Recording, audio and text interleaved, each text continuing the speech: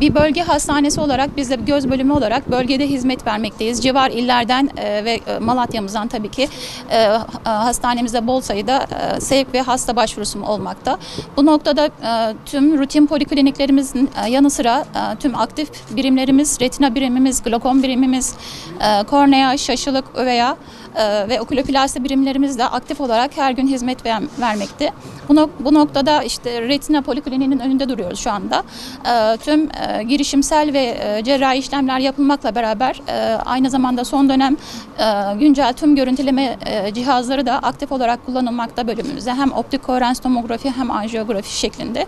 Lazerlerimizi de birazdan göstereceğiz yan polikliniklerimize aldık iyileştirme çerçevesinde ve tüm lazerlerimiz de aktif olarak kullanılmaktadır retina birimimizde.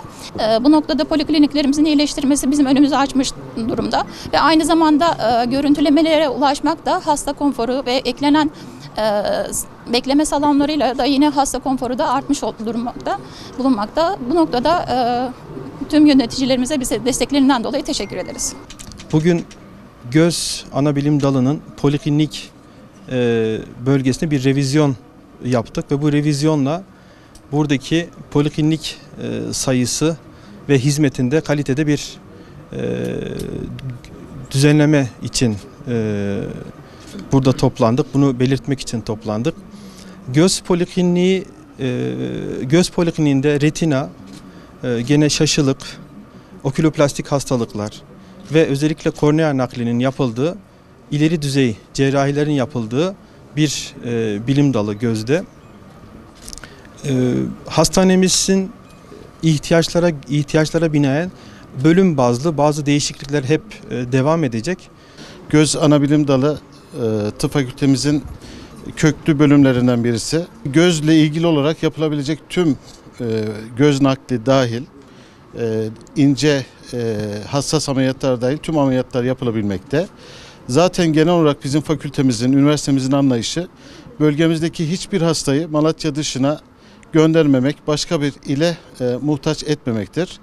Dolayısıyla 7'den 70'e tüm hastalara hizmet veren, hasta hizmetinin yanı sıra lisans düzeyinde öğrencilerin eğitimini devam ettiren ve bunun yanı sıra hem yabancı uyrukta hem de Türk vatandaşı olan asistanlara da eğitim veren bir bölüm. Göz anabilim dalımız, göz bölümümüz bugün yeni yeriyle, yeni haliyle tekrar hizmete başlıyor. Göz çok önemli bir tıp alanı.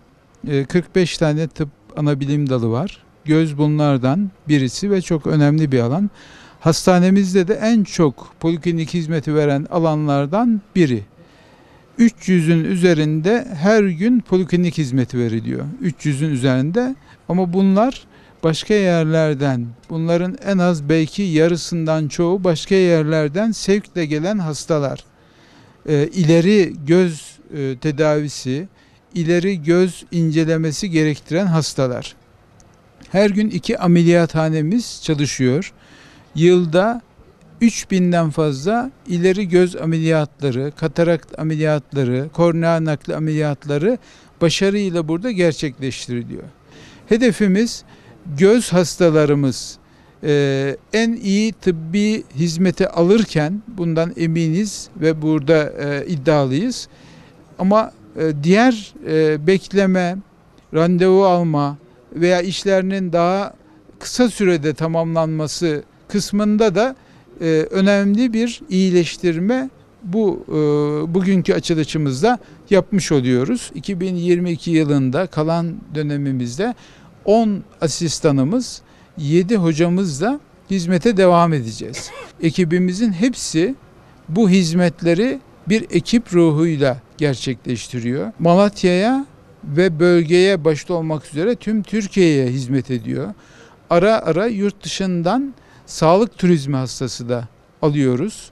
Özellikle yaz döneminde gelen yabancı kayıtlarda uluslararası hastalarımız da gözden hizmet ediyor. Bütün bu hizmetleri ekip ruhuyla göz bölümümüz başarıyla gerçekleştiriyor.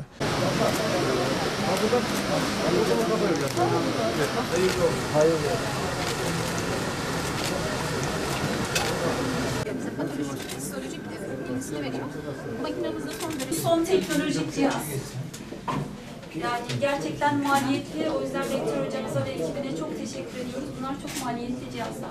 Retina anjiyosu burada çekiliyor. Hatta orada da işte görüntülerimizle beraber. Göz damarlarındaki patolojileri.